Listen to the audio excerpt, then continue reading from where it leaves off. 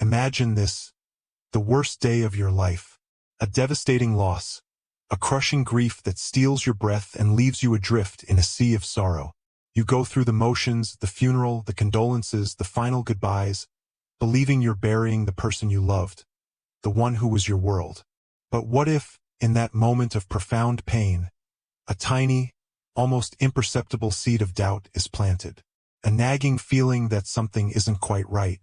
What if, months later, a forgotten box, a faded photograph, or a cryptic message forces you to confront a terrifying truth? A truth so dark, so unbelievable, that it shatters everything you thought you knew about your life, your family, and even the person you just laid to rest. This is a story about how a single, chilling discovery can unravel a decades-old deception, forcing one woman to question reality itself and embark on a perilous journey to uncover a secret so profound it could cost her everything. Stay with us, because the truth is far more twisted than you could ever imagine. It was a Tuesday, the kind of Tuesday that feels like any other until it isn't. The sky over Willow Creek Cemetery hung heavy and gray, a fitting shroud for the somber occasion. Sarah stood by the freshly dug earth, the scent of damp soil and lilies thick in the air, a nauseating combination that twisted her stomach. Her fingers, still trembling, clutched the small, velvet-covered urn. Inside, or so she believed, were the ashes of her beloved husband, Michael. He was gone. A sudden, brutal car accident stealing him away just a week prior, leaving a gaping void in her life and the lives of their two young children. The grief was a physical weight, pressing down on her chest, making every breath a struggle. Her eyes, red-rimmed and swollen, scanned the faces of those who had come to pay their respects. Michael's parents, stern and heartbroken. His sister, Lisa, her own eyes mirroring Sarah's pain, and a smattering of friends and colleagues, their faces a mixture of sorrow and awkward sympathy. The service was a blur of platitudes and hushed condolences. Pastor John spoke of Michael's unwavering kindness, his booming laugh, his devotion to his family. Each word, a fresh stab of pain, reminded Sarah of what she had lost. She remembered Michael's infectious optimism, his habit of whistling off-key when he was deep in thought, the way he'd always know how to make her laugh even on her darkest days. Their life together, built on shared dreams and quiet moments, now felt like a fragile, shattered glass, its pieces scattered beyond repair. Their small, cozy home, once filled with his laughter and the aroma of his terrible but enthusiastic cooking, now echoed with an unbearable silence. The children, Emily, just 7, and little 5-year-old Ben, still too young to fully grasp the finality of death, clung to her, their innocent questions about Daddy's return tearing at her heart. She tried to explain, to shield them, but how do you explain the inexplicable to a child? As the pallbearers, Michael's closest friends, carefully lowered the small casket, a sudden, unsettling thought flickered through Sarah's grief-fogged mind. It was a fleeting, irrational whisper, easily dismissed as a byproduct of her profound sorrow. But it lingered, a tiny, nagging doubt in the quiet corners of her mind. The casket seemed smaller, lighter somehow than she remembered from the funeral home. She shook her head, dismissing the thought. Grief did strange things to the mind, playing tricks, conjuring shadows where there were none. Besides, she had seen Michael at the funeral home, albeit briefly. His face, serene and pale, had been undeniably his. The mortician had done a remarkable job, given the circumstances. Or had he? The days that followed were a monotonous cycle of mourning and emptiness. The house, once vibrant, was now a tomb of memories. Sarah found herself aimlessly wandering through rooms, touching Michael's belongings, his worn armchair, his favorite coffee mug, trying to conjure his presence, his scent. But he was gone. One evening, as she was putting away some of Michael's clothes, she stumbled upon a small, wooden box tucked away in the back of his closet. It was old, intricately carved, and she'd never seen it before. Curiosity, a rare visitor in her grief-stricken world, pricked at her. She opened it, and inside, nestled on a bed of faded velvet, was a silver locket. It was an antique, with delicate filigree, and a faint inscription on the back. "For my beloved, always." Sarah frowned. Michael had never given her a locket. Their wedding gifts were a simple silver band for him, and a modest diamond engagement ring for her, neither of which resembled this ornate piece. Her heart began to pound with an uneasy rhythm. She clicked open the locket, and her breath hitched. Inside, on one side, was a faded photograph of a woman, her face obscured by time and damage, but her eyes, even in their blurred state, held a haunting familiarity. On the other side, a small, tightly folded piece of parchment. Her fingers trembled as she unfolded it. It was a handwritten letter, the ink faded, the script elegant but unfamiliar. The date at the top sent a chill down her spine, 1988, and the signature at the bottom, "Your dearest Elias." Elias? Who was Elias? And more importantly, who was this woman?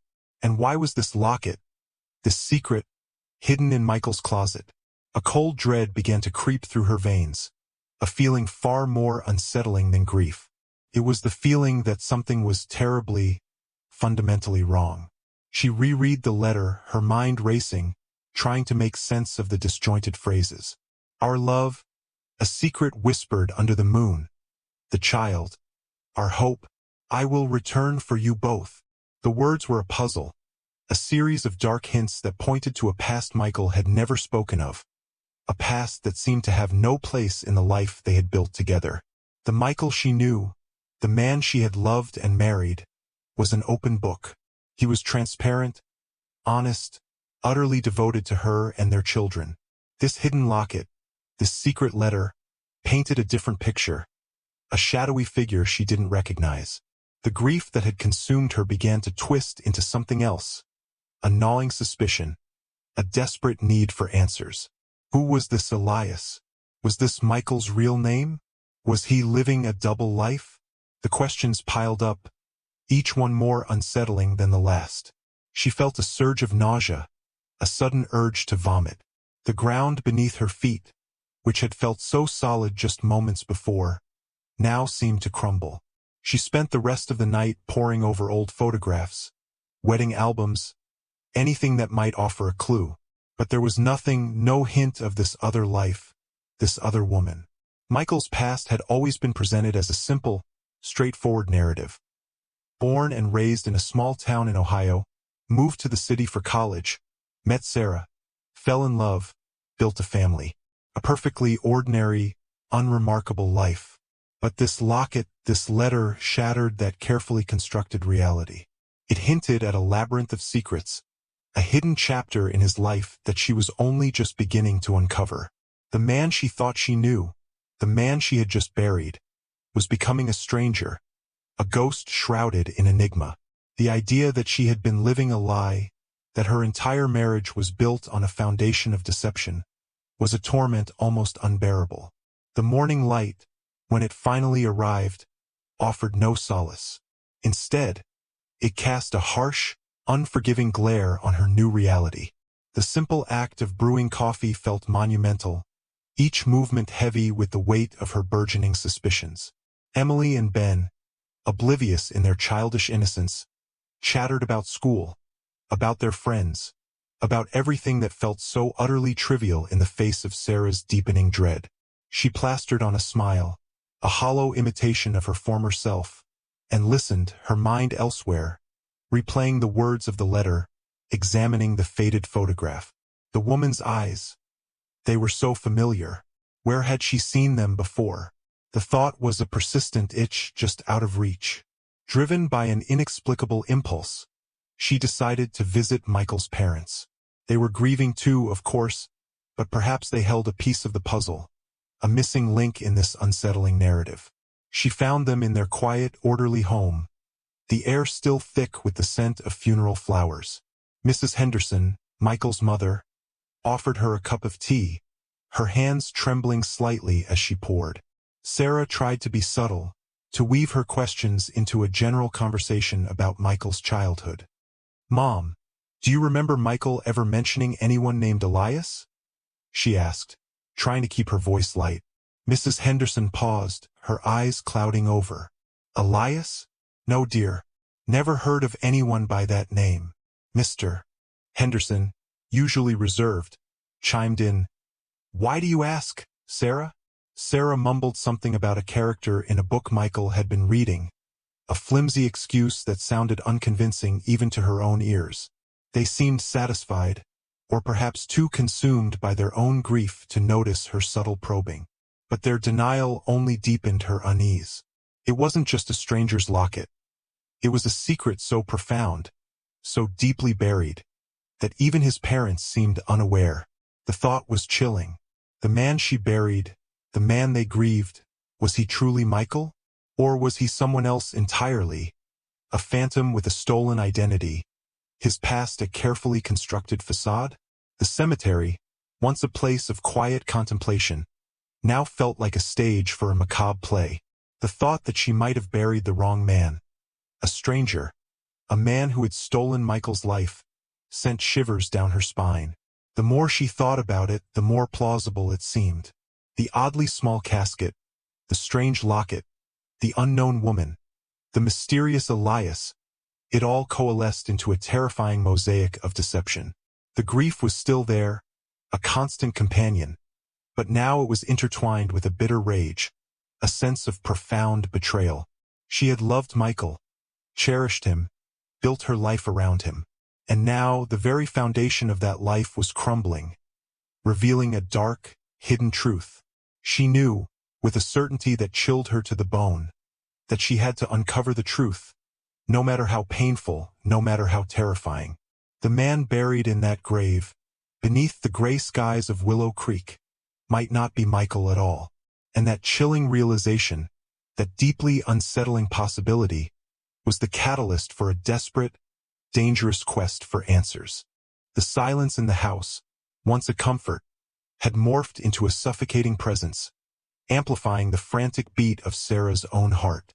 The silver locket, now her constant companion, felt heavy in her hand, a tangible link to the unsettling questions that gnawed at her. The faded photograph, the enigmatic letter, they were relentless in their demand for answers. The face in the locket, though blurred, still held that nagging familiarity, an echo of someone she should know, but couldn't quite place. It was a torment, a phantom limb of recognition. Driven by a desperate need for clarity, Sarah decided to revisit the funeral home. Mr. Peterson, the director, a portly man with a perpetually somber expression, greeted her with his usual practiced empathy. Mrs. Henderson, a pleasure to see you again, though I wish it were under happier circumstances. Sarah forced a weak smile.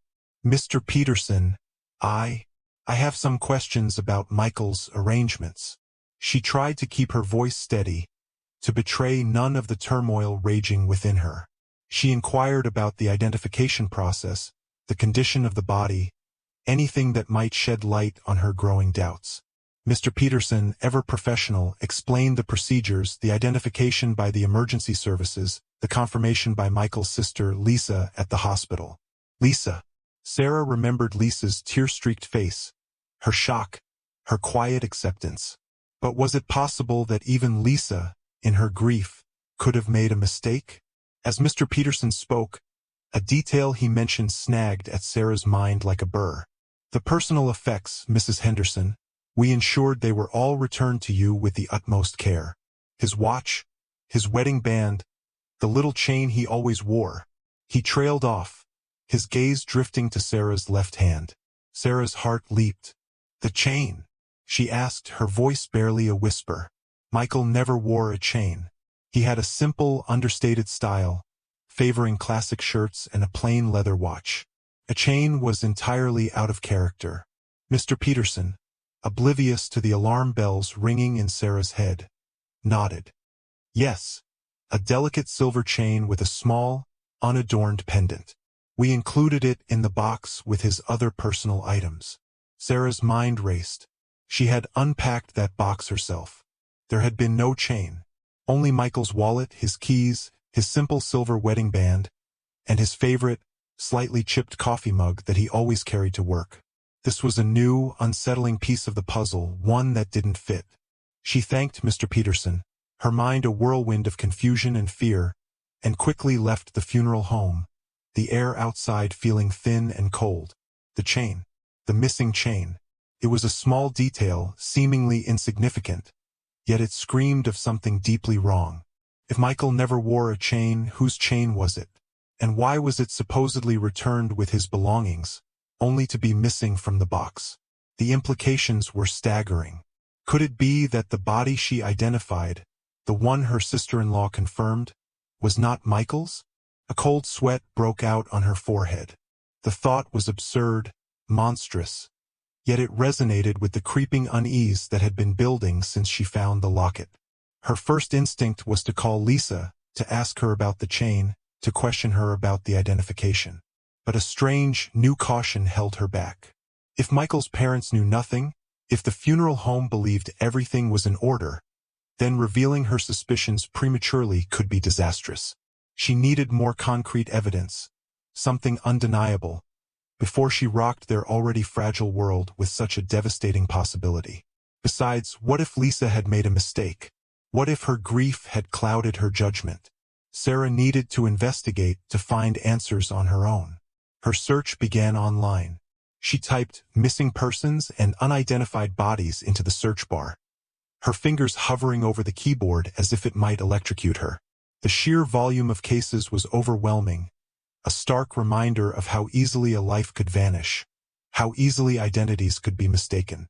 She spent hours sifting through databases, scrolling through blurry photographs, reading heartbreaking appeals from desperate families.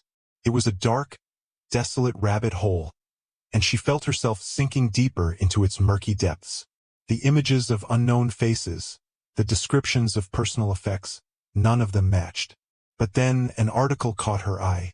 A small, local newspaper from a town in rural Ohio, just a few hours' drive from where Michael said he grew up. The headline read, "Local man disappears. Family desperate for answers."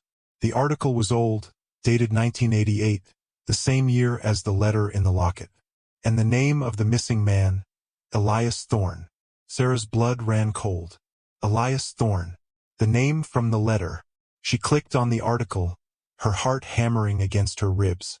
There was a blurry, grainy photograph of the man, young, with a kind face and deep-set eyes. Her breath hitched. The eyes. They were the same eyes as the woman in the locket.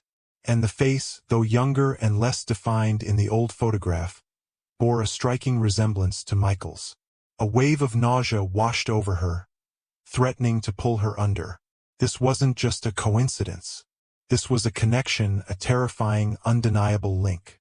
Michael, Elias Thorne, the missing chain, the locket. The pieces were beginning to fit, forming a grotesque, horrifying picture. She reread the article, devouring every word. Elias Thorne, a young man with a promising future, had vanished without a trace from his family farm in 1988. He had left behind a distraught fiancée, a heartbroken family, and a cloud of unanswered questions. The police investigation had yielded nothing. He was simply gone. The article mentioned his fiancée, a local girl named Eleanor Vance. Sarah's mind reeled. Eleanor Vance. The name sparked another, even more terrifying realization. Eleanor Vance. Eleanor, the woman in the locket. Eleanor, her mother's name. Not her mother, but Michael's mother. Mrs. Henderson. Eleanor Henderson. But Michael's mother's maiden name was Miller. A new layer of deception, a deeper, more intricate web. She immediately pulled out her wedding album, frantically flipping through the pages until she found a photograph of Michael's mother, Eleanor Henderson, on their wedding day. She studied the photograph, then looked at the blurry image of Eleanor Vance in the locket, then back at the photograph of Eleanor Henderson. The resemblance was undeniable. The same delicate jawline, the same thoughtful eyes, the same faint scar above her left eyebrow. It was the same woman. But how? And why? Mrs. Henderson, Michael's mother, was Eleanor Vance, the heartbroken fiancé of the missing Elias Thorne. And Michael, who everyone believed was her son, bore an uncanny resemblance to the vanished Elias. The implications were staggering, almost too horrific to comprehend. Was Michael not Mrs. Henderson's biological son? Had she somehow adopted him, or worse, stolen him? And was he, Michael, truly Elias Thorne? The man she had married, the father of her children, was he in fact a ghost from a past crime? A living lie? The world tilted on its axis. The man she buried, the man whose name was on the tombstone, was a fabrication. A name, a history, a life, all meticulously constructed to hide a darker truth. The sorrow that had consumed her since Michael's death was now replaced by a chilling realization that everything she knew, everything she believed, was a lie. The betrayal cut deeper than any grief. Her mind raced, connecting the dots. If Michael was Elias Thorne or somehow connected to him, then the chain Mr. Peterson mentioned must have been Elias's. And if the chain was found with Michael's body, it meant Michael had been carrying a piece of Elias's identity with him. The puzzle was becoming clearer, more horrifying with each revelation. The man she had loved, the man she had just buried, was not who he said he was. He was a phantom, a living secret, and his death had unwittingly exposed a decades-old deception. The thought is a dagger to her heart. How could she have been so blind?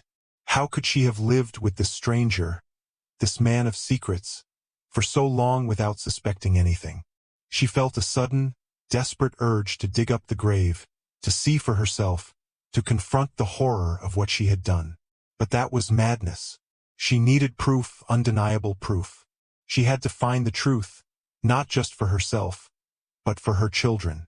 They deserved to know who their father truly was, even if that truth was a painful, shattering revelation.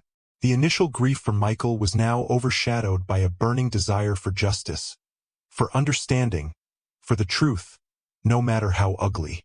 The serene facade of their family life had shattered, revealing a dark, twisted reality. And Sarah, once a grieving widow, was now a detective, plunged into a chilling mystery that threatened to unravel her entire world. The path ahead was dark and fraught with danger, but she knew, with grim determination, that she had no choice but to follow it. The buried secret was calling to her, demanding to be unearthed, and she would answer. The journal, clutched in Sarah's trembling hands, felt like a live wire, buzzing with the raw, agonizing truth. Every word, every entry detailing Elias Thorne's abduction, his forced transformation into Michael Henderson, hammered at her heart. The pain of losing Michael was now compounded by the devastating realization that the man she loved had been a victim, his life stolen, his very identity meticulously erased, and the chilling implication that his accident was a deliberate act of murder. A calculated silencing by the architect fueled a desperate need for justice that burned hotter than any grief. Her immediate instinct was to go to the police, to lay bare the horrifying tale of Elias Thorne, the criminal organization, and Michael's stolen life. But a cold, logical part of her mind held back. The architect, as described in the journal, was a powerful, unseen force, with tentacles reaching deep into society. Going to the authorities unprepared could be a death sentence, not just for her, but for Emily and Ben. She needed more than just a journal and a locket. She needed irrefutable proof, a weapon to dismantle the architect's empire. The journal mentioned a series of coded messages, hidden within seemingly innocuous financial transactions, that Elias had managed to document before his memory was fully wiped. These codes, if deciphered, would lead to a vast network of illicit activities, revealing the true scale of the architect's operations.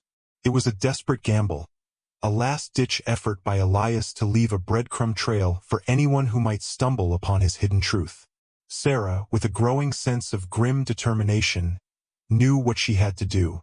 She had to decipher those codes. The task was daunting.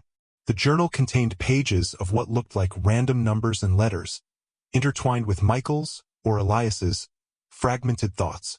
She immersed herself in the cryptic puzzles, fueled by coffee and a burning sense of purpose. Days bled into nights. She researched cryptography, spent hours on obscure online forums, her fingers flying across the keyboard, her mind racing. The children, sensing her distraction, were unusually quiet, their innocent eyes watching her with a mixture of confusion and concern. She longed to explain, to comfort them, but the weight of the secret, the danger, kept her silent. She was fighting for their future, for the truth of their father's identity, even if it meant sacrificing her own peace. Finally, after what felt like an eternity, a pattern emerged. Elias had used a variant of a Caesar cipher, combined with a series of shifting keys based on dates of historical financial crises. It was ingenious, a testament to his sharp mind, even under duress. As the codes began to unravel, a horrifying picture emerged. The architect was not just involved in money laundering. They were orchestrating a massive human trafficking ring, exploiting vulnerable individuals, erasing their identities, and selling them into various forms of servitude, a modern-day slavery operating under the radar of law enforcement. Michael, or Elias, had been one of their most valuable assets, a brilliant mind they had reprogrammed to serve their financial interests. The revelations kept coming, each one more shocking than the last. The accident that killed Michael was orchestrated by a specific operative, a shadow figure known as the Cleaner, whose name and a partial address were hidden in the final decoded message. And the last piece of the puzzle, the one that shattered Sarah's world entirely, was a confirmation of her deepest fears about Eleanor. The journal revealed that Eleanor Vance, Michael's mother, was not just a victim. She was, in fact, the architect's sister, a willing participant in the scheme, who had deliberately married Michael's father to provide a cover for Elias, and to ensure he remained under their control. She had watched, complicit, as her former fiancé was stripped of his identity, and then, as her own nephew, forced to live a lie. Her grief at Michael's death was real, but it was the grief of losing a valuable asset, a carefully curated secret, not a son. The betrayal was monumental, an emotional punch to the gut that left Sarah gasping for air. The woman who had offered comfort, who had acted as a surrogate mother, was a cold-blooded manipulator, a co-conspirator in a monstrous crime. The world, which had already seemed twisted and distorted, now felt utterly grotesque. The conflict wasn't just about proving Michael's true identity anymore. It was about exposing a vast, evil network and bringing down the woman who had played a central role in destroying Elias's life, and indirectly, her own. Armed with the decoded journal, the silver locket, and the chilling truth about Eleanor, Sarah knew she had to act. But she couldn't go to the police yet. The architect's influence was too pervasive. She needed a direct confrontation, a way to trap Eleanor, to force her hand, and to reveal the full extent of her monstrous complicity. Her plan was risky, bordering on suicidal. She arranged a meeting with Eleanor, under the guise of discussing Michael's estate. Eleanor, ever composed, arrived at Sarah's house, her eyes betraying no hint of the dark secrets she harbored. Sarah, feigning calm, started the conversation innocently enough, talking about Michael's will, his life insurance. Then, she slowly, deliberately, brought out the locket, placing it on the coffee table between them. Eleanor's face, usually serene, flickered with a momentary tremor of recognition, a flicker quickly suppressed. "What's this, dear?" she asked, her voice smooth, too smooth. Sarah's voice was steady, betraying none of the raging storm within her. This, Eleanor, belonged to Elias Thorne. She watched Eleanor's face closely, seeing the subtle stiffening of her shoulders, the tightening of her jaw. "The man you were engaged to back in 1988. The man who disappeared." Eleanor's eyes, usually warm, hardened into cold, calculating slits. "I don't know what you're talking about, Sarah." "Oh, I think you do," Sarah continued, her voice growing stronger, imbued with a righteous fury. "I think you know exactly who Elias Thorne was.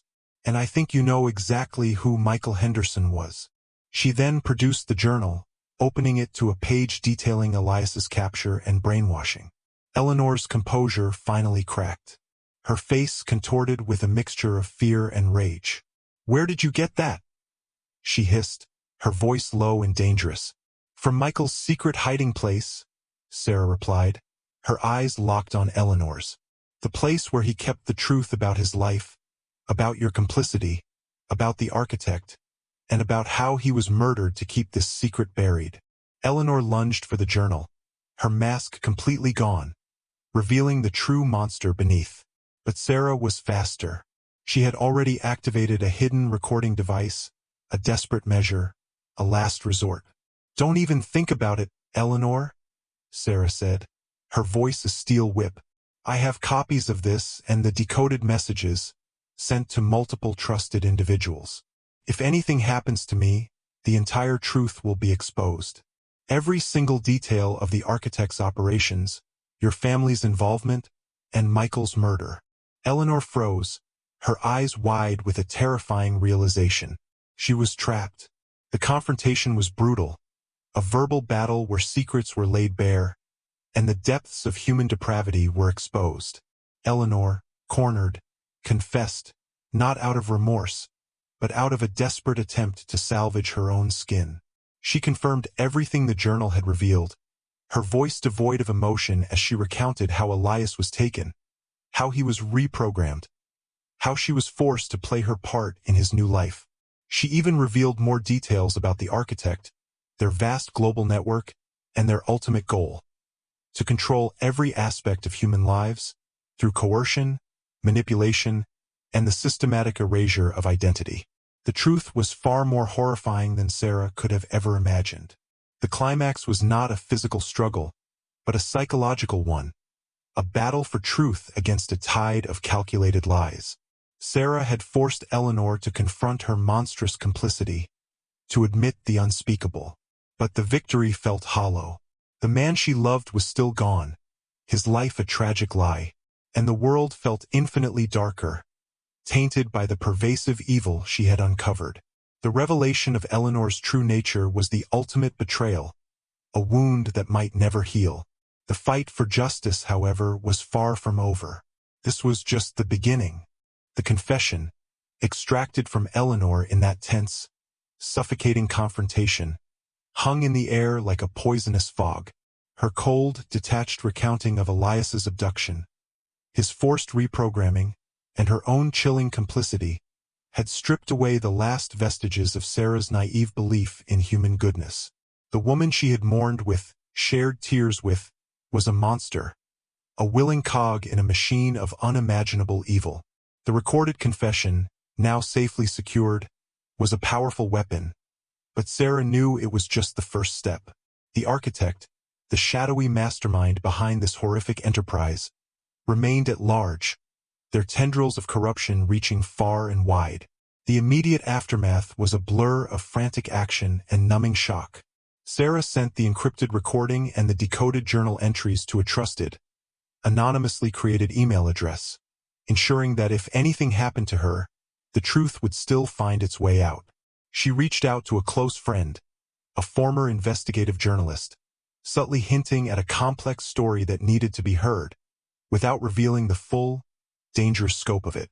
She needed an ally, someone who could help navigate the labyrinthine world of corporate espionage and organized crime, someone who wouldn't dismiss her as a grief-stricken widow succumbing to paranoia. The children were her anchors in this storm of revelations. Emily and Ben, their innocent questions about their father, were a constant reminder of why she had to fight. They deserved to know the truth about the man they called Dad, the man who was both a loving parent and a tragic victim of a grand, sinister plot. Sarah found herself looking at Michael's photos, not with the old grief, but with a profound sadness for the life he never got to live, the identity he never got to reclaim. He was Elias Thorne, a brilliant young man stolen, and she was now his reluctant avenger.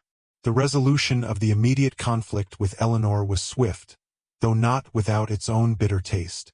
Armed with the recording and the overwhelming evidence from Elias's journal, Sarah secretly contacted a few highly respected, untainted law enforcement officials, individuals known for their integrity and fearlessness.